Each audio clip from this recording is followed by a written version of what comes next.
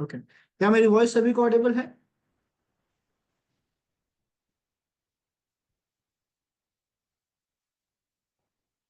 Perfect.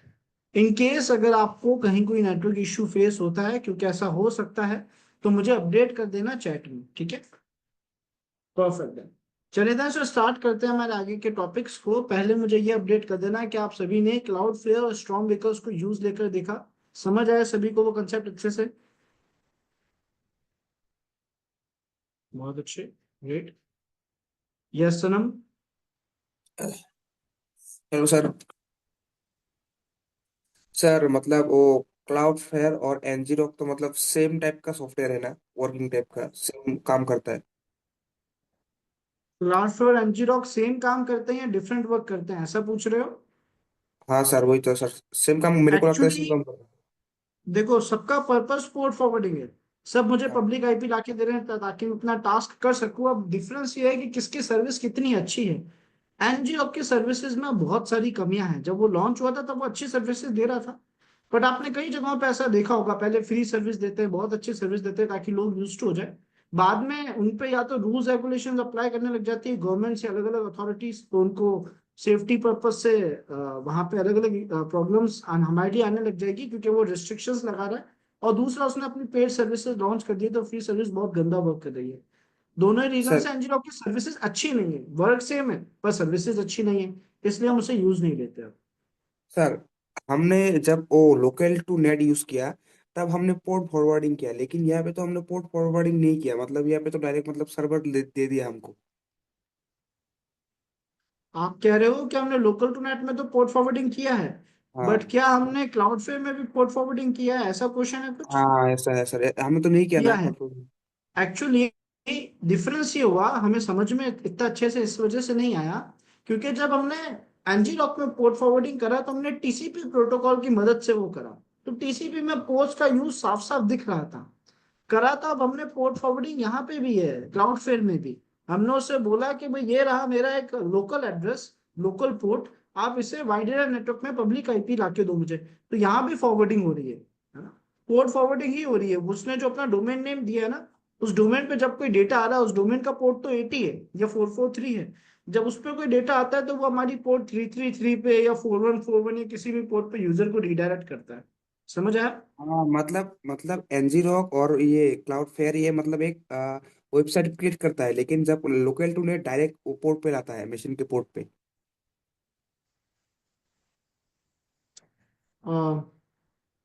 कहीं शायद मैं लैग कर रहा हूँ समझने में। शायद आप ये कह रहे हो कि एनजी रॉक और क्लाउड फेयर यूजर नहीं को सर्वर पे ले जा रहा है। नहीं नहीं, सर्वर एक क्रिएट कर देता है, एक वेबसाइट क्रिएट कर दे रहा है मतलब हमको।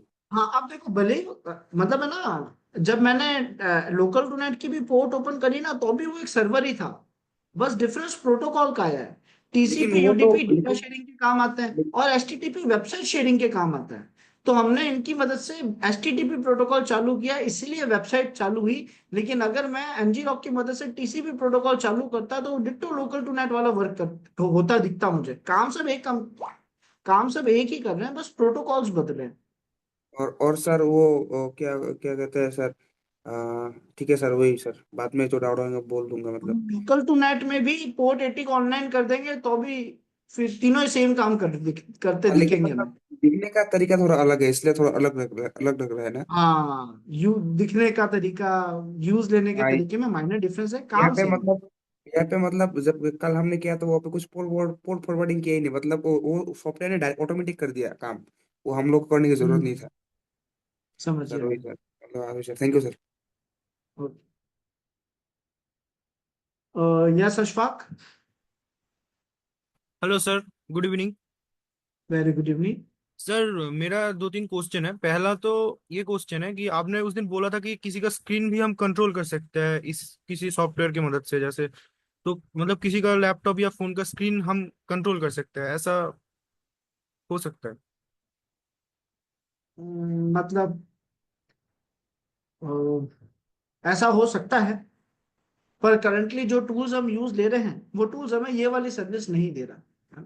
तो हमें या तो और ढूंढना पड़ेगा कि क्या कोई अभी ऐसा टूल है मार्केट में जो ये सर्विस दे रहा हो। अगर मिल जाता है तो बहुत अच्छा है, अदरवाइज अभी आगे चल के मैं आप लोगों को और सिस्टम हैकिंग के अलग अलग तरीके बताऊंगा, उनमें से कुछ टूल्स ये काम कर सकते हैं। Okay sir. और सर एक और दो तीन क्वेश्चन है कि जैसे हमने कल एक लिंक बनाया, मतलब क्या बोलते हैं, कैंपस या फिर जो भी लिंक बनाया, तो मैं वो दो तीन लिंक बना के, जैसे गूगल में मिलता है ना फिशिंग लिंक चेकर या फिर मलेशियस लिंक चेकर, उधर जब जाके मैं उस लिंक को पेस्ट कर रहा हूँ तो उधर मुझे बता दे रहा है कि ये फिशिंग लिंक है या मलेशियस लिंक है, ऐसा कुछ बता दे रहा है मुझे।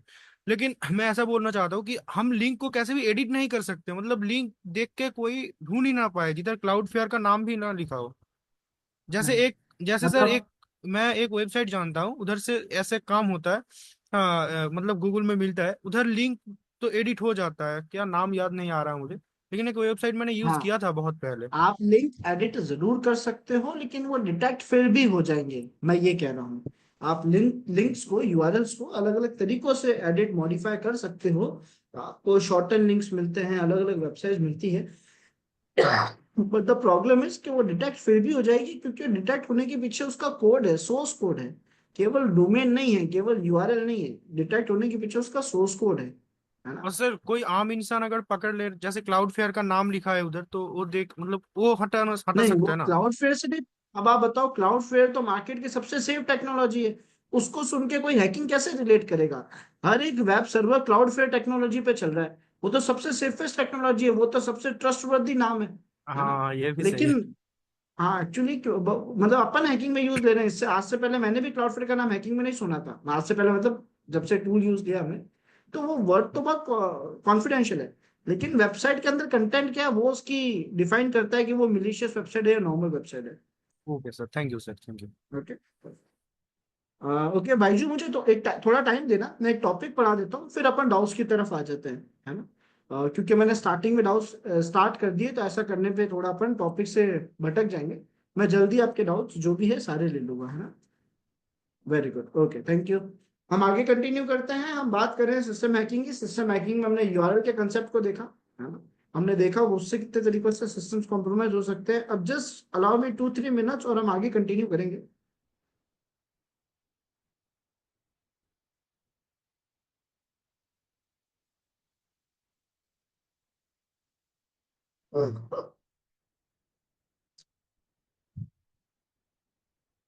ठीक है।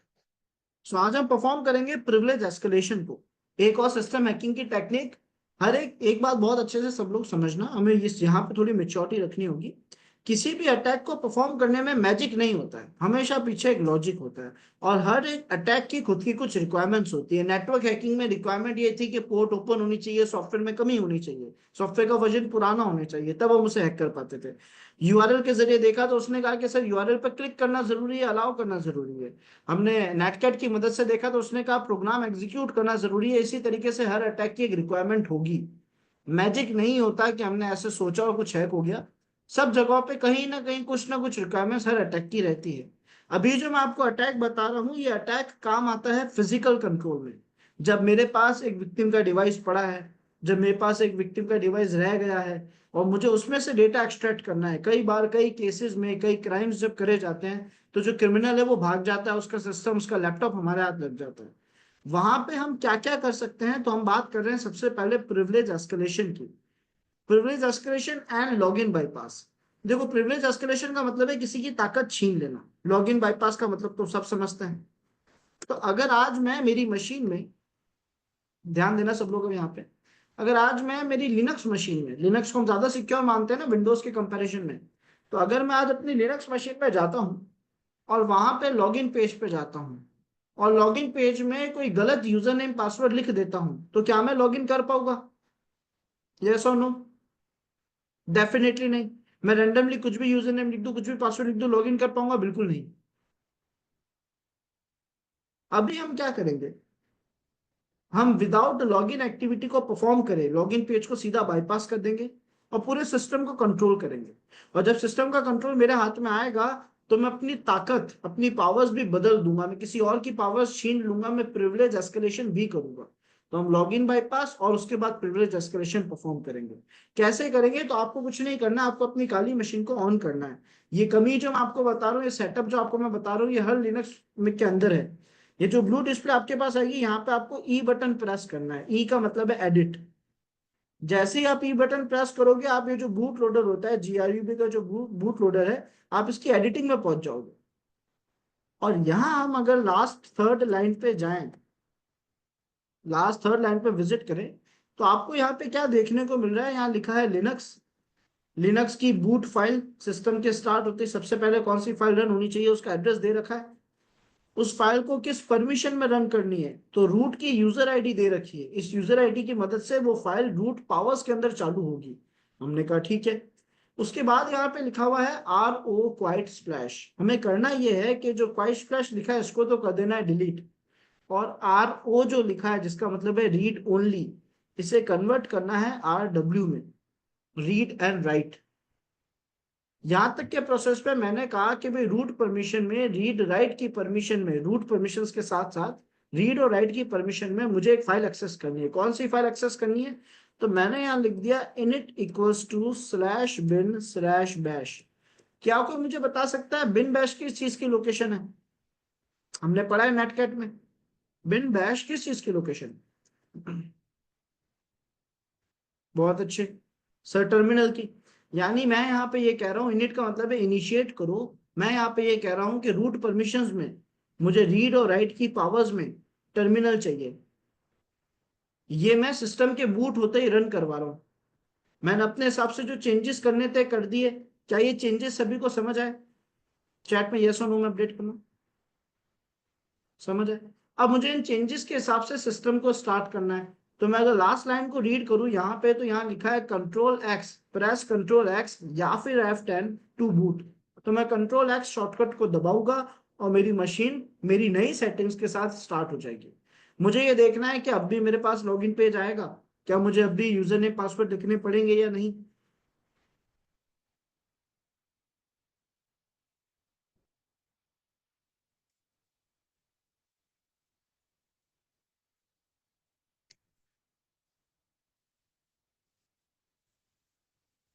आप देख सकते हो यहाँ पे मेरे पास कोई लॉगिन पेज तो अब तक नहीं आया। एक हैश बना हुआ आ रहा है लास्ट में। मुझे नहीं पता ये किस चीज का हैश है, तो मैंने कहा sudo su लिख के देख ले। रिबूट नहीं किया, सिस्टम को स्टार्ट किया, सिस्टम बंद ही पड़ा था, है ना। और जब सिस्टम स्टार्ट हो रहा था, जो ब्लू डिस्प्ले आती है काली वाली, उसमें मैंने ई बटन दबाया तो मैं एडिटिंग में पहुंच गया। सारी सेटिंग्स करने के बाद सिस्टम को उस सेटिंग्स में चालू करने के लिए कंट्रोल एक्स शॉर्टकट की का यूज लिया, जो लास्ट लाइन में लिखा हुआ था। मैंने यहाँ पे sudo su लिखा, तो क्या आप सभी को दिख रहा है कि मेरे पास रूट की पावर के साथ टर्मिनल आ चुका है, बिना लॉगिन, बिना यूजर नेम, बिना पासवर्ड। मैंने कहीं कोई यूजर नेम पासवर्ड नहीं लिखा, sudo su में भी पासवर्ड नहीं लिखा मैंने। अब सर क्योंकि मैं लॉगिन पेज बाईपास कर चुका हूं, मैं सिस्टम में पड़े हुए सभी फाइल फोल्डर्स एक्सेस कर सकता हूं, लेकिन कमांड लाइन में, ग्राफिकली नहीं कर सकता। तो मैंने सोचा अगर मैं कमांड लाइन से भी एक्सेस कर पा रहा हूं, तो क्यों ना मैं ऐसा करूं कि किसी यूजर की ताकत छीन लूं, पावर्स छीन लूं, और उसके बाद इस यूजर के जरिए सारा काम ग्राफिकली भी कर पाऊंगा। तो एक बात सब लोग ध्यान देना, हर एक लिनक्स मशीन में दो तरीके के यूजर हैं। एक तो गेस्ट यूजर, जो कुछ भी हो सकता है, लेकिन एक एडमिन यूजर है जो हर जगह होगा और सेम होगा, और उसका नाम होगा रूट। Agree everyone? रूट नाम का यूजर हर मशीन में है, एडमिन यूजर। तो मैंने कहा एक काम करते हैं, मैं रूट यूजर का पासवर्ड बदल देता हूं। मैंने यहाँ पे कमांड लिखा PASSWD, ये कमांड काम आता है पासवर्ड चेंज करने के लिए। इसके आगे यूजर नेम लिखना होता है, मैंने कहा रूट यूजर जो है उसका पासवर्ड बदल दो। यहाँ पे जो खास बात है वो ये है कि जब मैंने एंटर प्रेस करा तो इसने मुझसे पुराना पासवर्ड, ओल्ड पासवर्ड नहीं मांगा, सीधा न्यू पासवर्ड मांग रहा है। मैंने न्यू पासवर्ड लिख दिया ROOTT, फिर से लिख दिया ROOTT, और मैंने एंटर करा। ये बोल रहा है आपका पासवर्ड सक्सेसफुली अपडेट कर दिया गया है। ये करने के बाद एक कमांड मेरी तरफ से रिकमेंडेड है, आप रन जरूर करना, जो कि है अपडेट DB। ये कमांड रन होना जरूरी है, ऐसा करने पे पूरा डेटाबेस अपडेट हो जाता है, तो आपने जो चेंजेस करे हैं वो सब जगह राइट हो जाएंगे, सब जगह मैनेज हो जाएंगे, वरना एरर्स और करप्ट होने के चांसेस बढ़ जाते हैं। हमने अपडेट DB कमांड भी रन कर दिया है, और ऐसा करने पे पूरा सिस्टम का डेटाबेस अपडेट हो जाएगा। अब मैं कुछ नहीं करूंगा, सिस्टम को फोर्सफुली बंद कर दूंगा, फिर से स्टार्ट करूंगा, और इस बार जहां यूजर नेम पासवर्ड में काली काली लिखते थे, मैं वहां पे मेरे नए क्रेडेंशियल्स लिखूंगा। एक तो रूट यूजर नेम लिखूंगा, और रूट का जो मैंने नया पासवर्ड रखा है मैं वो वहां पे लिखूंगा। इस प्रोसेस को कंप्लीट होने का वेट जरूर करेंगे।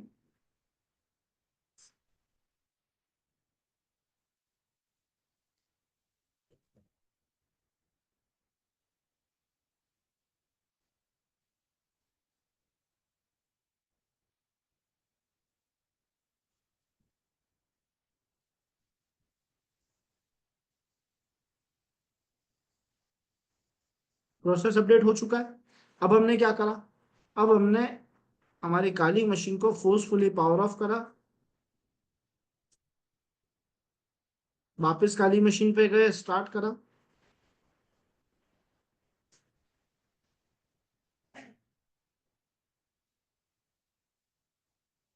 एक और अच्छी बात है सर, आपने जो सेटिंग्स चेंज करी थी उनका क्या, वो टेम्पररी बेसिस के लिए चेंज हुई थी। जैसे मेरे सिस्टम रिस्टार्ट होती है वापस ओरिजिनल सेटिंग्स अपना आप आ जाती है, तो मुझे ओरिजिनल सेटिंग्स वापस लिखने की जरूरत नहीं है। तो वापस ओरिजिनल सेटिंग्स आ चुकी है, यानी बाय डिफॉल्ट मेरे पास लॉगिन पेज ही आएगा। ठीक है। अगर मैं फिर से चाहता हूँ कि लॉगिन बाईपास हो, तो मुझे फिर से बूट मेन्यू में जाके वो चेंजेस परफॉर्म करने पड़ेंगे।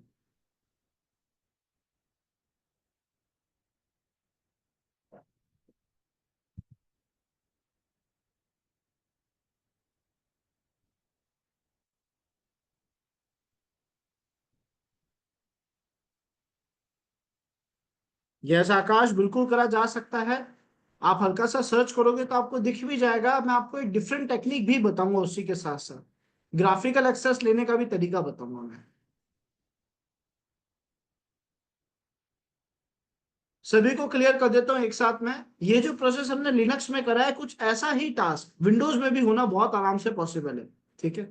अब हमारे पास दो रास्ते हैं, या तो मैं ये सेम की सेम चीज, या ऐसी ये जो कंसेप्ट है ऐसा ही कंसेप्ट विंडो में करके बताऊं, या फिर मैं आपको एक ऐसी टेक्निक सिखाऊं जो करीब करीब हर ऑपरेटिंग सिस्टम में काम आ जाती है। तो मैं ये सेम टेक्निक विंडो में सिखाने की बजाय आपको एक और ऐसी टेक्निक बताऊंगा जो करीब करीब हर ऑपरेटिंग सिस्टम में यूजफुल है। ठीक है।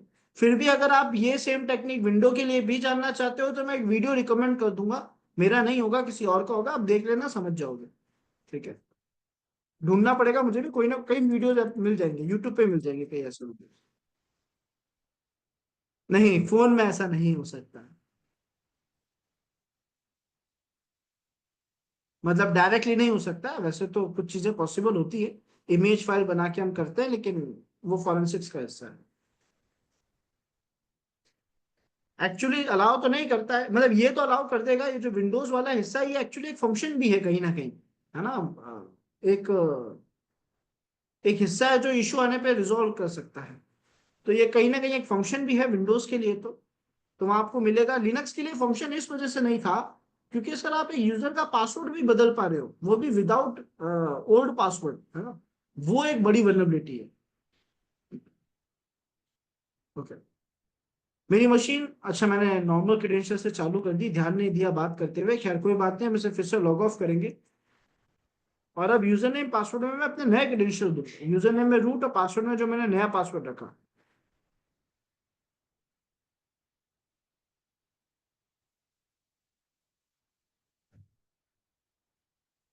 अशफाक, अशफाक फोन में पॉसिबिलिटीज होती है, इस तरीके से नहीं होती। डिफरेंट कंसेप्ट होते हैं, वो डिजिटल फॉरेंसिक्स के अंदर जाता है। जब आप एक मोबाइल डिवाइस की इमेज फाइल बना के कुछ ऐसा करते हो तो ऐसे होने के चांसेस हैं, है ना, अदरवाइज नहीं। ओके,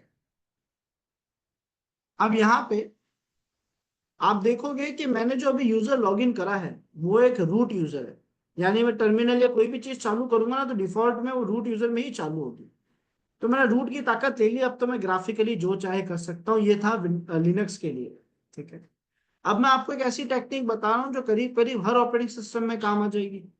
पहले मुझे कंफर्म कर दो, ये सभी को समझ आ चुका? ठीक है। तो सर अब ये क्या टेक्निक है जो हर ऑपरेटिंग सिस्टम में काम आ सकती है? तो इसे हम कहते हैं बूटेबल पेन ड्राइव। ऑनेस्टली बहुत छोटा बट बहुत काम का फंक्शन है। लिनक्स में एक खास बात है कि आप इस ऑपरेटिंग सिस्टम को लाइव चला सकते हो। लाइव चलाने का मतलब है बिना कहीं पे इंस्टॉल करे चला सकते हो। देखो, बूटेबल पेन ड्राइव तो विंडोज की भी बनती है और लिनक्स की भी बनती है। जो विंडोज है उसकी बूटेबल पेन ड्राइव में होता ही है कि अगर आज मैं किसी डिवाइस में वो पेन ड्राइव लगाता हूँ, डिवाइस को रीस्टार्ट करता हूँ, तो विंडोज दिखेगा पर मुझे उसे इंस्टॉल करना पड़ेगा। वही 30-40 मिनट्स इंस्टॉल होंगे, एक पार्टीशन सेलेक्ट करूंगा, इंस्टॉलेशन कंप्लीट होने के बाद डिवाइस को यूज ले पाऊंगा, करेक्ट।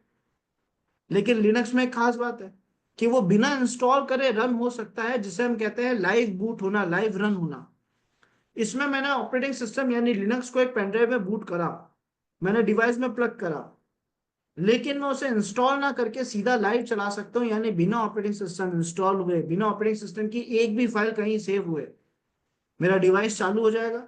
मैं उसके सभी स्टोरेज यानी सभी पार्टीशन डिवाइसेस एक्सेस कर पाऊंगा, सभी स्टोरेज डिवाइसेस एक्सेस कर पाऊंगा, सारे टास्क परफॉर्म कर पाऊंगा बिना कोई पासवर्ड बताए। तो ऐसा करने पे अगर मेरी मशीन में विंडोज चल रहा है तो मैं इसे रिस्टार्ट करूंगा, अपनी लाइव पेनड्राइव, लाइव लिनक्स की पेनड्राइव प्लग करूंगा और लिनक्स चलाने लग जाऊंगा। तो मैं लिनक्स के, विंडोज के सारे पार्टीशन, सारा डेटा, सब कुछ देख पाऊंगा लिनक्स ऑपरेटिंग सिस्टम के अंदर। क्या ये बात सभी को समझ आई? अब ये होगा कैसे? देखो, इसके लिए सिस्टम को बंद करना पड़ता है, और ये ऑब्वियस है कि अगर मैंने सिस्टम बंद करा तो हमारी क्लास एंड हो जाएगी। तो इसके लिए मैं आप लोगों को प्रोसेस समझा रहा हूँ, एक वीडियो रिकमेंड कर रहा हूँ। आपको उसे पर्सनली ट्राई करके देखना है, नहीं समझ आएगा तो मैं गाइड कर दूंगा जहां भी एरर्स आएगी, है ना, क्योंकि हम मशीन रिबूट नहीं कर सकते। तो आपको करना क्या है सर, सबसे पहले हमें एक सॉफ्टवेयर चाहिए है जो हमारी पेन ड्राइव में लिनक्स को सेटअप करेगा। तो आप लिखोगे RUFUS, ठीक है। इसकी मदद से आप एक बूटेबल पेन ड्राइव बना सकते हो, और भी मार्केट में बहुत सारे टूल्स है बूटेबल पेन ड्राइव बनाने के लिए, आपको जो पसंद हो यूज ले सकते हो, ठीक है। तो ये डाउनलोड बटन है, ये रही इसकी exe फाइल, क्लिक करूंगा सॉफ्टवेयर डाउनलोड हो जाएगा, ठीक है। इंस्टॉल भी नहीं होता, सीधा रन हो जाता है। इस पर क्लिक करोगे सॉफ्टवेयर चालू हो जाएगा, एडमिनिस्ट्रेशन परमिशन मांगा, सॉफ्टवेयर स्टार्ट हो गया। यहाँ मेरी पेन ड्राइव सिलेक्ट करी जाएगी, यहाँ आईएसओ फाइल सिलेक्ट होगी लिनक्स की।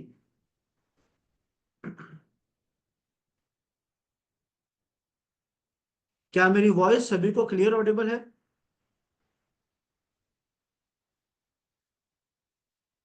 ठीक है। तो सर यहाँ तो आपकी पेनड्राइव आ जाएगी, यहाँ पे काली लिनक्स की, यहाँ पे किसी भी लिनक्स ऑपरेटिंग सिस्टम की आईएसओ फाइल आ जाएगी। चाहो तो काली लिनक्स रखो, लेकिन मैं आप सभी को रिकमेंड करूंगा कि एक ऐसा ऑपरेटिंग सिस्टम है जो केवल लाइव चलने के लिए ही बनाया गया है, या लाइव अच्छे से चलता है। और उस ऑपरेटिंग सिस्टम की खास बात यह है कि उसे कंप्लीट ऑनोनमस रहने के लिए बनाया गया। उस ऑपरेटिंग सिस्टम को क्यों बनाया? ताकि आप बेस्ट से बेस्ट लेवल पे ऑनोनमस रह सको। और उस ऑपरेटिंग सिस्टम का नाम है टेल्स, TAILS। इस ऑपरेटिंग सिस्टम को टॉर प्रोजेक्ट ने बनाया है। टॉर प्रोजेक्ट एक बहुत ही शानदार प्रोजेक्ट है जिसकी मदद से हम खुद को अनोनिमस रख सकते हैं, ठीक है। हम अनोनिमस वाला टॉपिक आएगा तब पढ़ेंगे इसके बारे में। तो फिलहाल हमें टेल ओएस चाहिए, हम टेल ओएस की वेबसाइट पे जाएंगे, यहाँ पे स्क्रॉल डाउन करेंगे, डाउनलोड का ऑप्शन आ जाना चाहिए। वैसे कहीं मिस तो नहीं कर रहा? इंस्टॉल टेल्स, इंस्टॉल टेल्स में चले जाते हैं। विंडोज, मैक, लिनक्स, टर्मिनल सबके लिए दिखा रहा है। Download Tails for USB stick, हमें ये चाहिए। अब यहाँ पे भी आपको अभी तो इमेज फाइल दिखा रहा है, हमें इमेज फाइल नहीं चाहिए, हमें चाहिए आईएसओ फाइल। तो आप स्क्रॉल डाउन करोगे और यहाँ पे आपको आईएसओ इमेज दिखेगा, इस पे क्लिक करो। आईएसओ फाइल आ चुकी है। अब ये फाइल आपको डाउनलोड करनी है, ऑपरेटिंग सिस्टम है। ये एक पेन ड्राइव लगाओगे अपने डिवाइस में, सॉफ्टवेयर को चालू करोगे, टेल्स वाली आईएसओ फाइल यहाँ सिलेक्ट कर दोगे और बस स्टार्ट बटन पे क्लिक करना है। फिर भी ताकि कंफ्यूजन ना हो, मैं आपको बता देता हूँ।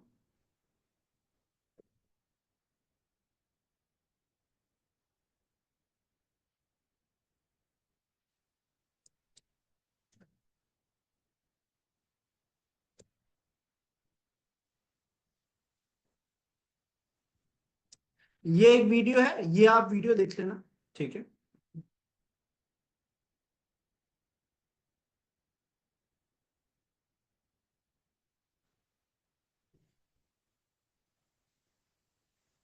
बेसिकली पहले मेरे वीडियोस अपलोडेड थे यूट्यूब पे इस टॉपिक को लेके, बट हमें हटाने पड़े, है ना, स्ट्राइक इश्यूज की वजह से। तो शायद अभी भी हो, शायद ना हो, मैं कह नहीं सकता। बट हाँ, ये आपको मिल जाएगा। तो आपको कुछ नहीं करना है, ये भी वही प्रोसेस है। टेल्स डाउनलोड डाउनलोड करा है, इनने जैसे डाउनलोड किया वैसे मत करना है, जैसे मैंने बताया वैसे डाउनलोड कर देना, ठीक है। डाउनलोड करने के बाद आप पेनड्राइव में बूट कर दोगे। बूट करने के बाद क्या करना है वो यहाँ पे आप देख लेना। आप डिवाइस में प्लग करोगे।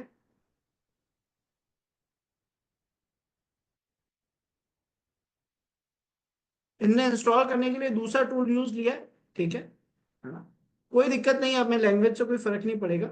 आपको करना बस इतना है, जहां तक मैंने बताया वहां तक आपके पेनड्राइव में टेल्स इंस्टॉल हो जाएगा। चाहो तो इस टूल को भी यूज ले सकते हो अगर कोई एरर आए तो, है ना। बूट करने के लिए अलग अलग टूल्स हैं। उसके बाद क्या करोगे, सिस्टम को रीस्टार्ट करोगे।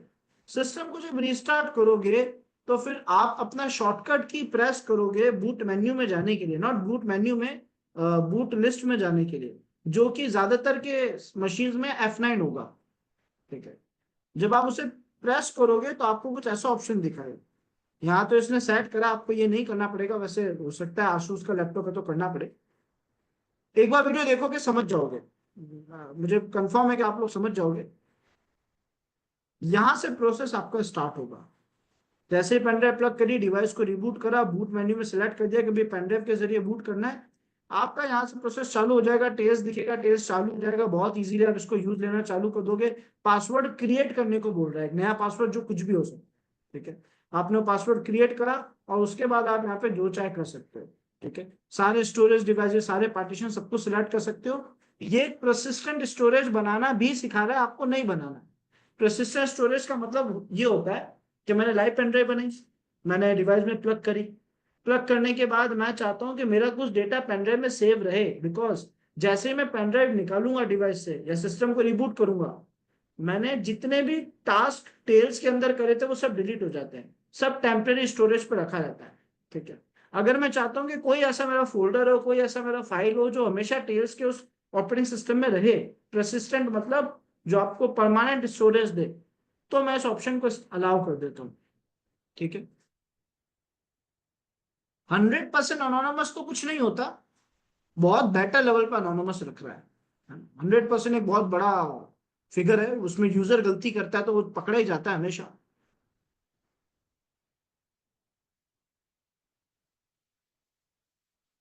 अगर सिस्टम ऑफ हो जाता है कोई दिक्कत नहीं है। अगर आपका सिस्टम ऑफ होता है कोई दिक्कत नहीं है, ऑपरेटिंग सिस्टम वहां का वहां वैसे ही पड़ा है। पेनड्राइव निकालोगे आपका विंडोज चलने लग जाएगा वापस, पेनड्राइव प्लग करोगे टेल्स चला सकते हो।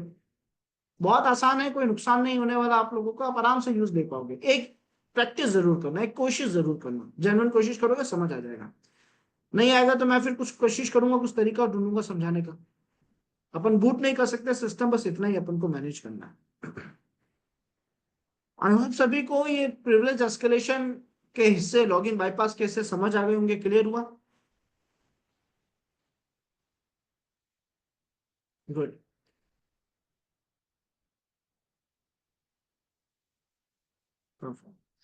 अब हम बात करने वाले हैं एक बहुत ही पावरफुल अटैक के बारे में, जो हमारी मशीन्स में या किसी भी मशीन में बहुत आसानी से परफॉर्म कर दिया जाता है और जो हमें बहुत ज्यादा नुकसान पहुंचा सकता है, हमें या किसी भी यूजर को, किसी भी वेबसाइट को। ये अटैक सबसे ज्यादा परफॉर्म होते हैं सोशल इंजीनियरिंग के अलावा। इस अटैक का नाम है डॉस अटैक। क्या आज से पहले किसी ने इस अटैक के बारे में सुना है? शायद सुना होगा, बहुत कॉमन है, बहुत ज्यादा परफॉर्म होता है मार्केट में। ये डॉस है क्या? सर डॉस का फुल फॉर्म है डिनायल ऑफ सर्विस अटैक।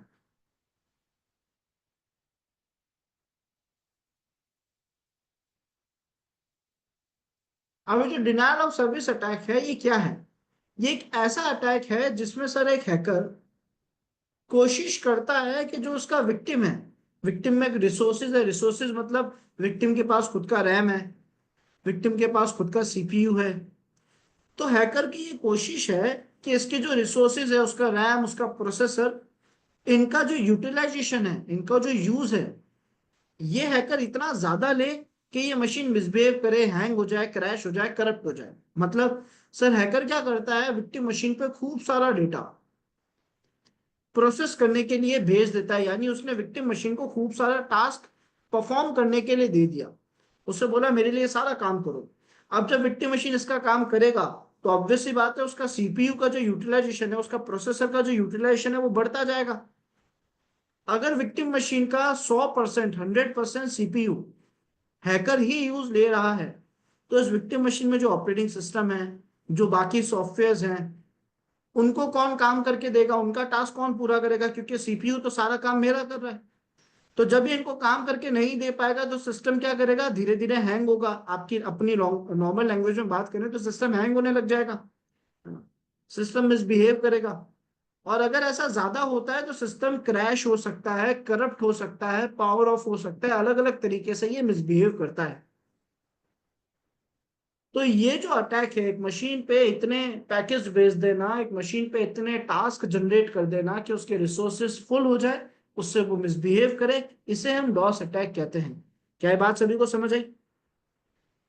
अब मान लेते हैं हमारे इस हैकर ने क्या करा, डॉस अटैक परफॉर्म करने से पहले, एक प्रोफेशनल हैकर था ये, तो डॉस अटैक परफॉर्म करने से पहले इसने विक्टिम की कुछ इंफॉर्मेशन कलेक्ट करी। इसको ये पता पड़ा कि विक्टिम मशीन का जो सीपीयू है उसकी एक लिमिटेशन है। लिमिटेशन ये है कि वो एक बार में 2 MB के, एक एक बार में 10 MB को ही प्रोसेस कर सकता है। क्या? कि सर वो 1 सेकंड में 10 MB के डेटा को ही प्रोसेस कर सकता है। ये सीपीयू की लिमिटेशन है, एग्जाम्पल के तौर पर ऐसा मानना।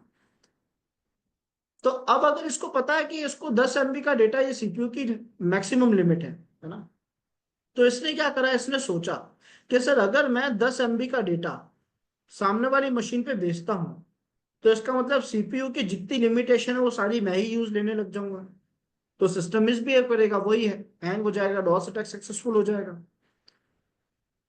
अब इसने क्या करा, इसने अपनी पूरी पावर से, जितनी भी इसकी पावर्स थी, जितने भी इसके रिसोर्सेज थे, सबको फुल यूज लिया और जितने ज्यादा पैकेज हो सकते थे भेजा। लेकिन ये केवल 5 MB का डेटा जनरेट कर पाया। क्या कोई बता सकता है इस हिसाब से इसने सीपीयू का कितना परसेंट यूटिलाइजेशन करा होगा? 5 MB के हिसाब से कितना परसेंट यूटिलाइजेशन करा होगा? ऑब्वियस है, 50%। तो अब इसने कहा सर 100% के लिए क्या करें? तो मार्केट में डॉस का अपडेटेड वर्जन आया जिसे हम कहते हैं डी डॉस। ये क्या है? सर डॉस का फुल फॉर्म तो था डिनायल ऑफ सर्विस अटैक, वो तो हम देख चुके हैं। इस डी का मतलब है डिस्ट्रीब्यूटेड। डिस्ट्रीब्यूटेड मतलब बटा हुआ। अनोटेशन अगर किसी ने क्लास में यूज, मैं कई बार कह चुका हूं I think, just give me second.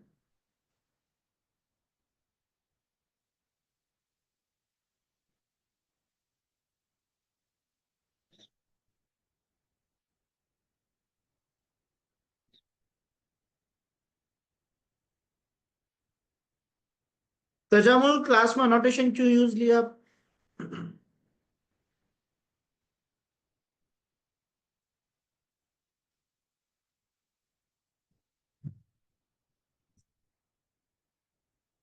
Yes, Aftab, Tajamul Aftab, आपने क्लास में अनोटेशन क्यों यूज लिया?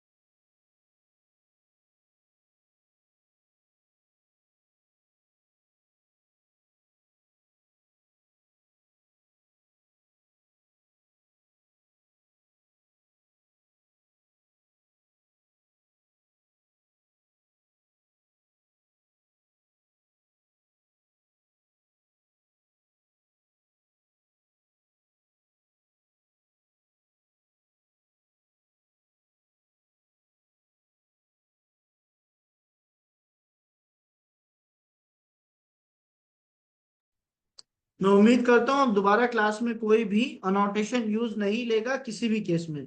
अदरवाइज मैं दोबारा कभी क्लास में ज्वाइन होने ही नहीं दूंगा। जैसे अभी जिन जिन ने यूज लिया था वो ज्वाइन नहीं हो सकते। उम्मीद है कोई और ऐसा नहीं करेगा, एक चलते टॉपिक में डिस्टरबेंस क्रिएट नहीं करेगा। क्योंकि ऐसी नीड भी नहीं है ना, टॉपिक पढ़ाते हुए तो ध्यान उधर होना चाहिए, फिर अनोटेशन यूज क्यों लिया जा रहा है।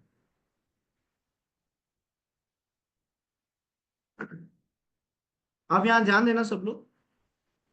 तो सर ये जो डीडॉस है इसका फुल फॉर्म है distributed denial of service attack. इसका ये कहना है कि आपने अटैक को थोड़ा डिवाइड कर दिया, बांट दिया। कैसे? तो अब हमारे हैकर ने क्या करा, उसने डायरेक्ट अटैक करके तो देख लिया 5 MB तक डेटा जनरेट कर पा रहा है। उसने ग्रुप ऑफ सिस्टम्स को पकड़ा।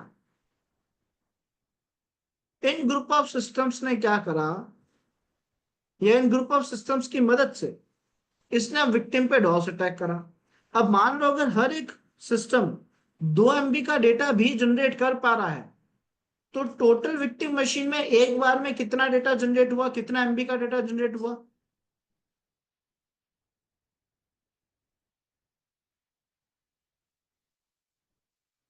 आराम से सर 12 MB हो गया। Correct everyone? 12 MB के हिसाब से क्या इसका CPU 100% यूटिलाइज होगा या नहीं होगा? बिल्कुल होगा। अब बस इतना सा कंसेप्ट है कि हैकर को थोड़ा बहुत यहाँ पे एक इशू था, एक लूपहोल था। लूपहोल ये था, हैकर को एक डर था कि हो सकता है वो जिस पे अटैक कर रहा हो वो भी एक हैकर हो, और शायद वो इनमें से किसी मशीन को हैक करके असली हैकर तक पहुंच जाए। तो खुद को थोड़ा सेफ रखने के लिए एक और अपडेटेड वर्जन आया मार्केट में। ये हिस्ट्री बता रहा हूं मैं आपको डॉस की। फिर आया डीआर डॉस।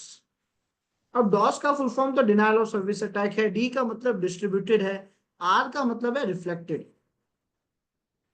इसका मतलब distributed reflected denial of service attack. इसमें क्या हुआ? तो सर इस अटैक में होता यह है कि अब हैकर ने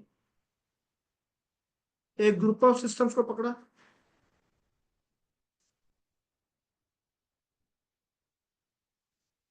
उन ग्रुप ऑफ सिस्टम ने दूसरे ग्रुप ऑफ सिस्टम्स को पकड़ा, और इनने अटैक करा विक्टिम मशीन पे। जब ऐसा करा तो अटैक तो इन्हीं ने करा, लेकिन अब यहाँ पे एक लेयर आ चुकी है, तो ये ज्यादा अनोनिमस है। ये चाहे तो इनके जरिए भी अटैक कर सकता है, अटैक और पावरफुल हो जाएगा, लेकिन नहीं भी करेगा तो ये अब थोड़ा सेफ है। क्योंकि अगर हैकर ने इसको हैक करा तो वो यहां तक पहुंचेगा, इसका आईपी नहीं मिलेगा, इसकी डिटेल्स नहीं मिलेगी। तो डीआर डॉस हमारे पास आ गया। क्या ये कंसेप्ट, तीनों कंसेप्ट सभी को समझ आए? अब सवाल है कि डॉस अटैक परफॉर्म कैसे करा जाए सर। तो डॉस अटैक परफॉर्म करने के मैं आप लोगों को 3 तरीके बताने वाला हूँ। नॉर्मली मार्केट में आपको 2 ही तरीके मिलेंगे, मैं 3 तरीके समझाऊंगा, है ना। तीसरा तरीका ऐड करा है ताकि एक एक्स्ट्रा कंसेप्ट क्लियर हो जाए। पहला तरीका है नेटवर्किंग के जरिए। अब ये क्या है और कैसे काम करेगा, ये हम नेक्स्ट क्लास में देखेंगे। ठीक है, नेटवर्किंग से स्टार्ट करेंगे कि नेटवर्किंग का डॉस कैसे परफॉर्म हो सकता है। तब तक के लिए आज जितना हमने करा आप सबको उतना प्रैक्टिस कर देना है। Is that clear everyone? बहुत अच्छे। ठीक है, ग्रेट। अब आप लोगों के कुछ डाउट्स थे, जो डाउट्स थे मुझे बता दो। जैसे भाईजू आपका कोई डाउट था, है ना, मुझे शेयर कर दो क्या डाउट था। सर जैसे आप बताते हैं कि मार्केट में बहुत सारा सॉफ्टवेयर है, तो कैसे पता करें कि कौन सा सॉफ्टवेयर किस में यूज होगा? मतलब इसको, क्वेश्चन को मैं थोड़ा रिफाइन कर देता हूँ। शायद आपका डाउट ये है कि सर एक सही सॉफ्टवेयर कैसे सिलेक्ट करें अपना काम करने के लिए, है ना। यस। जैसे जैसे सर आर्मिटेज का यूज लिए, ये पता चला ग्राफिकल सॉफ्टवेयर है, लेकिन और भी सॉफ्टवेयर जैसे कैसे पता चलेगा? यूट्यूब हाँ, वगैरह से सर्च करके? इसको इजी कर देता हूँ। ये कुछ ऐसा है कि सर मुझे, यानी मुझे आर्मिटेज कैसे मिला, जैसे मुझे यस। आर्मिटेज मिला वैसे ही आप लोगों को बाकी सॉफ्टवेयर मिलेंगे। यस। तो देखो इसका सही जवाब ये है कि मैं नॉर्मली इंटरनेट पे जाता हूँ और कुछ सही टर्म्स सर्च करता हूँ। जैसे अगर मुझे आर्मिटेज चाहिए था तो मैंने क्या सर्च करा होगा जिससे मुझे आर्मिटेज मिला। मैं गया अपने ब्राउजर पे और मैंने उसे बोला एंड्रॉइड पेलोड। एक सेकेंड, मैंने आर्मिटेज वाला टॉपिक तो अभी पढ़ाया ही नहीं है ना आप लोगों को। ठीक है चलो, अभी नहीं पढ़ा है बट फिर भी मैं बता रहा हूँ, हल्का सा गाइड कर रहा हूँ, है ना। मैंने बोला एंड्रॉयड पेलोड गिटहब, क्या पढ़ा दिया? आर्मिटेज का यूज करना सिखाए। सिखाया मैंने? Yes sir. ठीक है, तो मैंने मान लो लिख दिया एंड्रॉयड पेलोड गिटहब और एंटर प्रेस करा, तो अब मेरे पास कुछ टूल्स है, मैंने ऐसे टूल्स को यूज लेता रहा। फिर हो सकता है मैं मुझे इनसे सेटिस्फेक्शन मिला हो, जैसे एंड्रॉइड स्पाईवेयर नाम का एक टूल आ गया, अब ये शायद मेरा काम और अच्छे से करेगा, ये मैंने अभी देखा है, हो सकता है रिसेंटली अपडेट हुआ, हो सकता है पुराना भी हो, पर शायद ये मेरा काम अब इसमें मुझे सारे ना स्पाईवेयर के नाम बताए कि ये वो टूल्स हैं जो आपके लिए आर्मिटेक जैसा काम कर रहे हैं, आपको विजिबल होगा, और बहुत यस। अच्छे अच्छे तरीके के टूल्स हैं। तो मैं ऐसे टूल्स ढूंढता हूँ, फिर उनको सबको यूज लेता हूँ, जिसने अच्छा काम करा वो मेरा फेवरेट बन गया, मैं उसको आगे आने वाले कई टाइम तक यूज लूंगा। कौन काम करेगा कौन नहीं करेगा ये बिना यूज लिए पता पड़ता ही नहीं है। सर इनका यूज कैसे लिया जाता है? जैसे आर्मिटेज का यूज करना तो सीखे, तो उसी प्रकार से इन ये सब खुद का कैसे समझाएंगे। यूज? देखो हर एक सॉफ्टवेयर को एक अलग प्रोग्रामर ने बनाया है, एक अलग डेवलपर ने बनाया है, कोई बनाने का फिक्स फॉर्मेट नहीं है, तो उनने जैसे यस। बनाया हमें उनके हिसाब से यूज लेना पड़ता है। तो अगर आज मैं किसी भी सॉफ्टवेयर पे जाता हूँ, है ना, मान लेते हैं मैं इस सॉफ्टवेयर पे गया, या फिर नीचे वाले सॉफ्टवेयर पे चलते हैं, अगर मैं सॉफ्टवेयर पे गया तो सॉफ्टवेयर पे जाके इसकी रीडमी फाइल मुझे बताएगी कि ये क्या है, इसे कैसे यूज ले सकते हैं, और इसके बारे में जो भी डेटा लिखा होगा उससे देख के मुझे आइडिया लगेगा कि अच्छा ये काम कर सकता है, विजिबल है। तो इसको पढ़ यस। के मुझे आइडिया लगता है, और यही हमारे पास इकलौता सोर्स होता है। हमारे पास कोई फिक्स फॉर्मेट है ही नहीं कि हम मार्केट से कोई भी टूल उठाए वो फॉर्मेट अप्लाई करो वो चलने लग जाएगा, नहीं। हमें डेवलपर के इंस्ट्रक्शंस फॉलो करने पड़ते हैं। डेवलपर रीडमी फाइल के अंदर इंस्ट्रक्शंस देता है, ये रीडमी फाइल है ना, ये वाली फाइल यस। ओपन होती है, तो रीडमी फाइल के अंदर इंस्ट्रक्शंस मिलते हैं कि भाई क्या है और कैसे काम करेगा, हम ट्राई करते हैं, एरर्स आती है सॉल्व करने की कोशिश करते हैं, करते रहते हैं, और धीरे धीरे हमें रिजल्ट समझ आ जाता है कि वो काम का है या नहीं। Got it? यस। और सर जैसे क्लाउड फ्लेयर जो कल यूज किए थे हम लोग, तो जैसे आज हम कर रहे थे सर, हुआ क्या कि एक्चुअली हम किसी और जैसे वीडियोज के, आप वीडियोज में जो एक कैंफिस वाला लोड किए थे ना, तो उसी में मेरा लोड हो गया, गलती से हम इंटर प्रेस कर दिए, उसी में हो गया। तो सर ये कोई परेशानी नहीं क्रिएट करेगा? नहीं नहीं, कोई इशू नहीं होगा। आप कह रहे हो आपने क्लाउडफ्लेयर के जरिए कैंपफिश को होस्ट कर दिया गलती से, ऐसा? यस। हाँ कोई इशू नहीं है, मतलब अपन तो पब्लिक ले जा रहे हैं, पब्लिक ले जाए ना ले जाए, उसे वापस बंद करके वापस चालू कर दें, इन बातों से कोई फर्क नहीं पड़ता, हमें हमें कोई नुकसान नहीं है। और सर हुआ क्या कि जैसे उसके बाद हम क्लाउड प्लेयर का यूज नहीं ले पा रहे थे, तो फिर बाद में हम यूट्यूब पे देखे तो पता चला कि जो जहाँ पे है वहाँ जा करके उस फाइल में जा करके प्रॉपरली, और उसके बाद ls करके तब पाइथन और ht.py रन करना था क्या? ये सही प्रोसेस है? st.py एक्चुअली आपको स्टॉर्म बेकर को चालू करने के लिए करना है, पहले स्टॉर्म बेकर चालू होगा, वो एक पोर्ट पे सारा डेटा होस्ट करेगा, फिर उसे क्लाउडफ्लेयर के जरिए पब्लिक ले जाओगे, ठीक है। यस। यस। अगर यस। क्लाउडफ्लेयर काम नहीं करता है तो ये हाँ। जरूरी है कि मैं उस प्रोसेस को पहले बंद करूं। कोई भी टास्क बंद करने के लिए कंट्रोल C का यूज लेना, ताकि वो बैकग्राउंड में चल ना रहा हो। अगर बैकग्राउंड में नहीं चल रहा है तो वो बार बार चालू हो जाएगा आराम से। स्ट्रॉन्ग बेकर को चालू करने के लिए st.py को रन करना है, जो मैंने आपको क्लास में बताया है। Yes sir. यस। प्रोसेस। ठीक है। और उनके बाद सर जैसे वो यूआरएल वगैरह जो कॉपी किए थे, तो हम ये प्रैक्टिकल करके देखे, तो सर ये तो बैकग्राउंड में रन नहीं कर सकता है क्या? नहीं नहीं, देखो हर चीज की कुछ लिमिटेशंस भी है ना। तो अब नया एंड्रॉयड का जो पूरा सेटअप आया है, आप देख लो कोई भी वेबसाइट हो जाए, XYZ, आप कोई भी बड़े से बड़े कंपनी ले लो, ऑफिशियल से ऑफिशियल कंपनी ले लो, बैकग्राउंड में कोई भी वेबसाइट नहीं चलती है, क्योंकि एंड्रॉयड ने बैटरी सेव करने के लिए, परफॉर्मेंस इंप्रूव करने के लिए एक लॉजिक डाल दिया है कि कोई भी सॉफ्टवेयर बैकग्राउंड में काम करेगा ही नहीं। अब उस सॉफ्टवेयर में ब्राउजर भी है, ब्राउजर भी बैकग्राउंड में काम नहीं करता। तो ऐसा होने की वजह से आपका कोई भी पेज एक्टिव नहीं रहेगा तब तक जब तक कोई उस टैब पे ना जाए। मतलब इनको हमेशा कनेक्टेड रखने के लिए या तो हमें मालवेयर इंस्टॉल करना पड़ेगा? Exactly exactly। हमारे पास तरीके तो अभी भी है लंबे समय तक कंट्रोल रखने के लिए, तो ऐसे में हम क्या करेंगे, हल्का सा भी हैक होने पे हम सिस्टम में मैलवेयर, अलग अलग तरीके के मिलिशियस प्रोग्राम इंस्टॉल करवा देते हैं। सर सर एक और बात, जैसे काली लिनक्स का पासवर्ड आप चेंज किए, तो ये तो ठीक है, काली लिनक्स का पासवर्ड चेंज किए, तो इससे हमें क्या फायदा है? कोई भी लिनक्स हो, एक्चुअली काली की बात नहीं है, कोई भी लिनक्स ऑपरेटिंग सिस्टम का, जैसे मान लो अगर आज मैं कोई क्राइम करता हूँ और मैं भाग यस। जाता हूँ, मेरा सिस्टम आपके पास पड़ा है, उसमें लिनक्स इंस्टॉल है, भले ही वो काली लिनक्स हो, भले ही वो उबंटू हो, कोई भी वर्जन हो। अब यस। आपको मेरे लिनक्स मशीन में से डेटा निकालना है, कैसे निकालोगे? बिना यूजर नेम पासवर्ड के। नहीं, तब तो ये प्रोसेस है ना।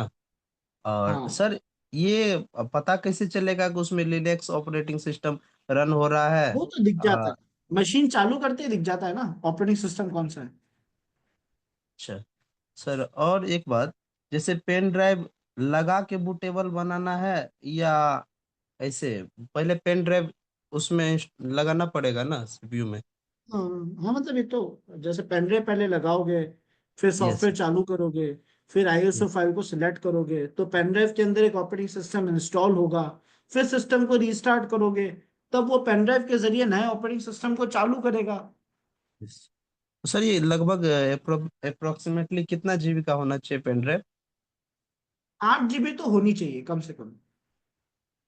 अगर और उससे ज्यादा रख ले, हो सकता है उसमें हम कुछ प्रोग्राम को भी रखना चाहे तो और भी रख सकते हैं ना? Definitely definitely. सर, एक लास्ट क्वेश्चन है। जैसे आप बताए कि सीपीयू की लिमिट 10 Mbps है ना, तो हमें कैसे पता चलेगा कि इनकी सीपीयू की लिमिट कैसी है, कितना है? देखो वैसे तो मैंने क्या है, आपको डॉस और डीडॉस समझाने के लिए वो बात बताई थी। अच्छा, अच्छा। सही बात यह है कि आपको लिमिट जानने की जरूरत पड़ेगी नहीं, लेकिन दूसरी तरफ ये भी है कि अगर आप फिर भी लिमिट जानना चाहते हो तो मैं आपको एक तरीका बताऊंगा कल। Okay sir. और सर, एक लास्ट क्वेश्चन, जैसे गिट हब और एआई क्या है?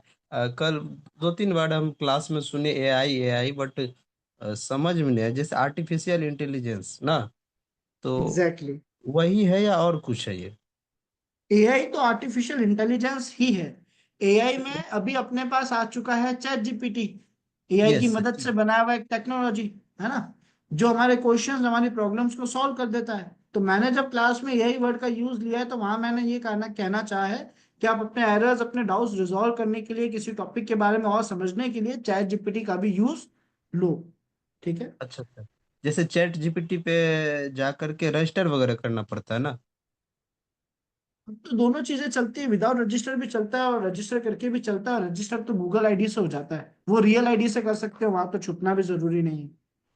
और सर, गिट हब क्या है? गिटहब एक्चुअली ऐसा समझ लो जैसे गूगल ड्राइव है ना, यस। जहाँ पे हम अपनी सारी फाइल्स अपलोड कर सकते हैं, वैसा ही यस। गिटहब एक प्लेटफॉर्म है जहाँ पे हर कोई अपनी अलग अलग फाइल्स रख सकता है। चाहे तो लोगों के लिए पब्लिक भी कर सकता है ताकि लोग भी उसे एक्सेस कर सके, चाहे तो प्राइवेट भी कर सकता है। तो एक स्टोरेज का हिस्सा बन चुका है जहाँ पे हर तरीके का कंटेंट और डेटा रखा जा सकता है। तो जैसे हम चाहे तो हम भी रख सकते हैं? बिल्कुल। उनके लिए पेमेंट करना पड़ेगा ना? नहीं नहीं, फ्री है, मतलब फ्री सर्विसेज ज्यादा है। थैंक यू सर, हो गया। ओके भाई, परफेक्ट। ओके एवरीवन, और रॉन्ग असाइनमेंट का नाम लिख दिया है, कोई दिक्कत नहीं है, चलेगा। ठीक है, इट्स ओके।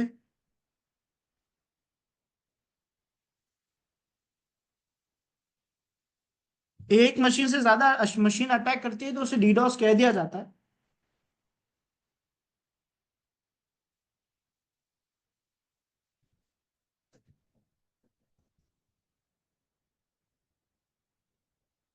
जी रॉक। ओके अशोक, ट्राई करेंगे। Yes Sanam. Sir hello sir.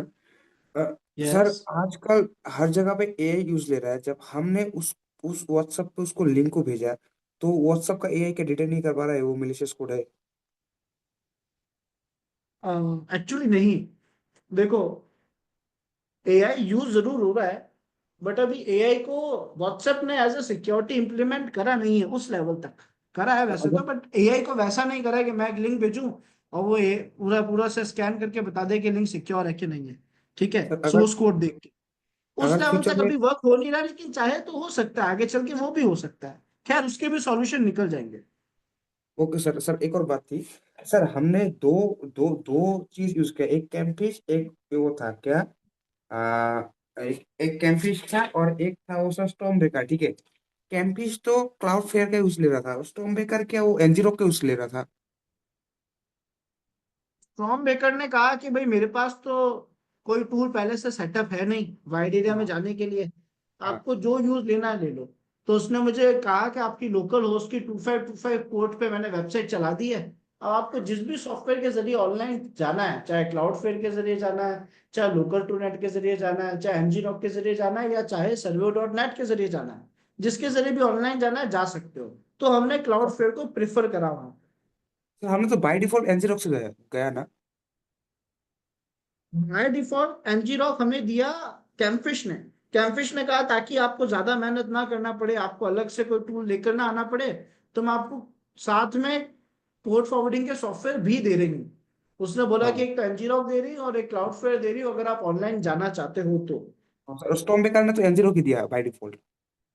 Strong baker ने तो कोई भी नहीं दिया ना, कहाँ दिया, ngrok नहीं दिया। सर उधर एनजीरो एनजीरो लिखा रहा था सिर्फ ओनली। स्ट्रॉन्ग बेकर में हाँ स्टॉर्म बेकर में एनजीरो देखो लिखा रहा मैंने था। जो स्क्रीन शेयर करके आपको, अच्छा, उसने ngrok दिया नहीं, उसने मुझे एक सजेशन दिया।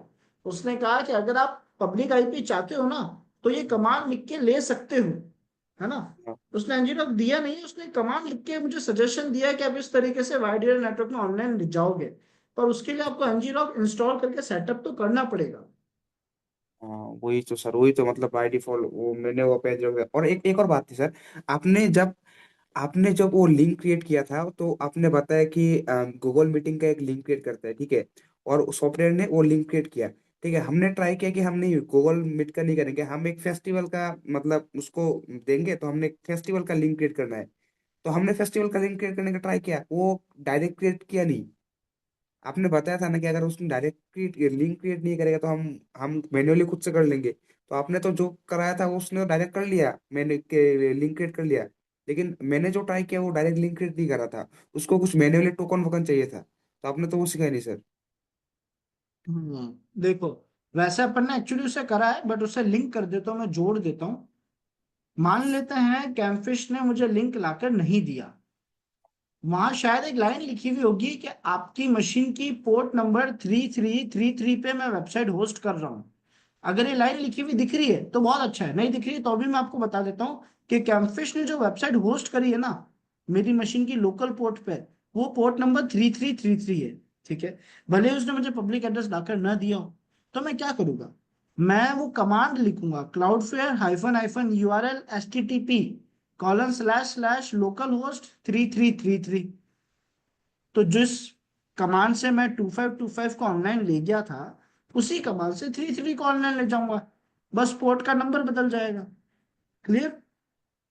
नहीं सर, क्लियर नहीं हुआ सर, प्रैक्टिकल करेंगे तो शायद क्लियर होगा सर। एक बार ट्राई करना, अपन ने ये सेम चीज है ना उसमें करी एक्चुअली। कहाँ पे? मेरी गलती थी। अपन ने स्ट्रॉन्ग बेकर में जो काम करा है ना वो सेम वहां पे भी वर्क करेगा। एक बार उसे ट्राई करना, आइडिया लग जाएगा। Okay sir. ठीक सर है, आपने मतलब आपने मतलब ये हमारा जो कोर्स था सोशल इंजीनियरिंग खत्म हो गया क्या सर? वापस रिपीट करो।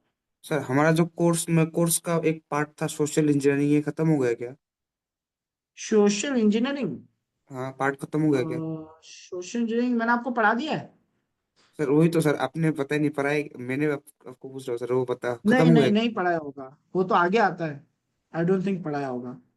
Okay sir, okay sir, sir वही सर, ओके मैं ट्राई करता हूँ, देखता हूँ और क्या डाउट होता है सर।